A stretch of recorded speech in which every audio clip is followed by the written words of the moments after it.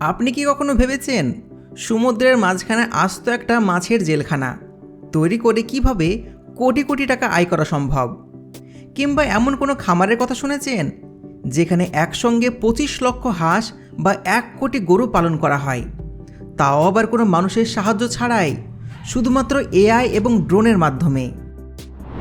হ্যাঁ বন্ধুরা, প্রকৃতি আর অর্থের জোরে আজ বিশ্ব কৃষি ও প্রাণিজ সম্পদ খাত এমন এক অবিশ্বাস্য পর্যায়ে পৌঁছেছে যা দেখলে আপনার চোখ কপালে উঠতে বাধ্য।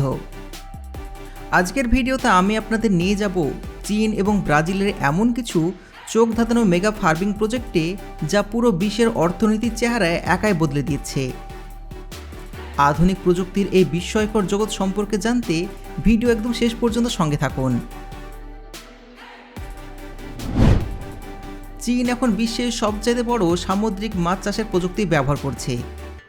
চীনের চিচিয়াং প্রদেশের সমুদ্রে এখন তৈরি করা হয়েছে এমন এক অবিশ্বাস্য মাছের জগৎ যা পুরোপুরি অবাক করার মতন। সমুদ্রের মাঝখানে চীন বানিয়েছে বিশাল এক মাছের জেলখানা, যেখান থেকে তারা প্রতি বছর আয় করে চলেছে মিলিয়ন মিলিয়ন ডলার। সমুদ্রের বুকে ভাসছে শত শত বিশাল গোলাকার খাঁচা, প্রতিটি খাঁচার ভেতরে চাষ হচ্ছে হাজার হাজার টন বিভিন্ন জাতের মাছ। চীনের তৈরি আধুনিক এক একটি খাঁচার আকার এক একটা ফুটবল মাঠের চাইতেও বড়। সবচাইতে অবাক করার তথ্য হলো, শুধুমাত্র একটি খাঁচা থেকে প্রতি বছর উৎপাদন করা হয় প্রায় 2000 টন মাছ, যা কয়েক হাজার ছোট পুকুরের সমান। এই বিশাল প্রকল্পের নাম দেওয়া হয়েছে ওশান ফিশ ফার্মিং।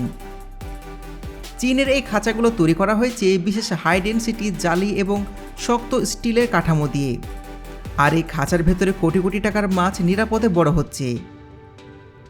প্রতিটি খাঁচার সঙ্গে যুক্ত আছে হাইটেক সেন্সর এবং আন্ডার ওয়াটার ক্যামেরা। মাছ যখন ক্ষুধার্ত হচ্ছে সেটি বুঝে স্বয়ংক্রিয় ফিশ ফিডার মেশিন মুহূর্তের মধ্যেই খাবার ছড়িয়ে দিচ্ছে। এর ফলে খাবারের একটা কণা নষ্ট হচ্ছে না। খাঁচার ভেতরে কৃত্রিম স্রোত তৈরি এবং পানির অক্সিজেনের মাত্রা ঠিক রাখার জন্য ব্যবহার করা হচ্ছে প্যাডেল হুইল অ্যারিয়েটার।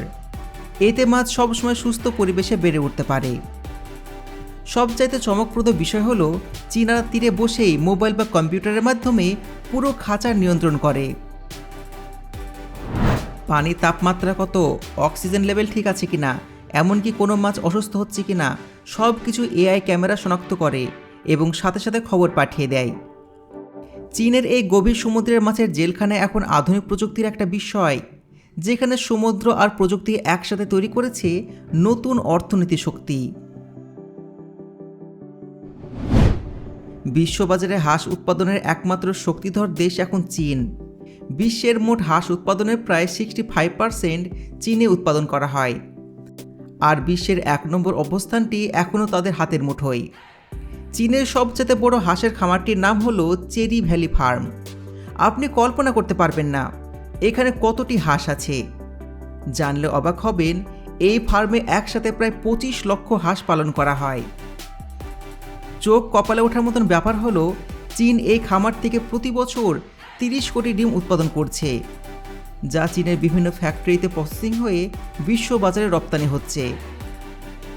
এই খামারের হাঁসগুলোর মধ্যে যেগুলো বয়স্ক এবং ডিম দিতে পারে সেগুলোকে বিভিন্ন রেস্টুরেন্টে বিক্রি করা হয়।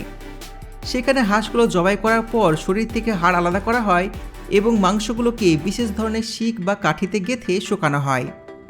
পরবর্তীতে এই শুকনো মাংসগুলোকে বিশেষ ধরনের মশলা মাখিয়ে ভাজা হয়, যা খেতে একদম চিপসের মতন মচমচে লাগে। বর্তমানে চীনের শহরগুলোতে এটি অত্যন্ত জনপ্রিয় একটা খাবার।